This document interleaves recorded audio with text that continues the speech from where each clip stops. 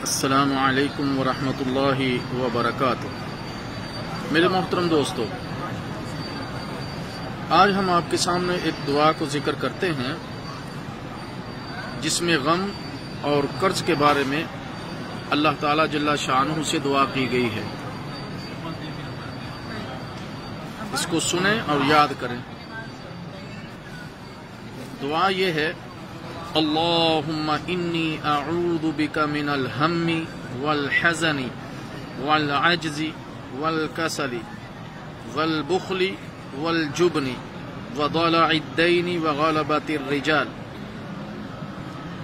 اے اللہ، میں غم و عالم، عاجزی و کاہلی، بزدلی، نیز قرضے کے بوجھ اور لوگوں کے غلبے سے تیری پناہ مانگتا ہوں۔ صحیح بخاری۔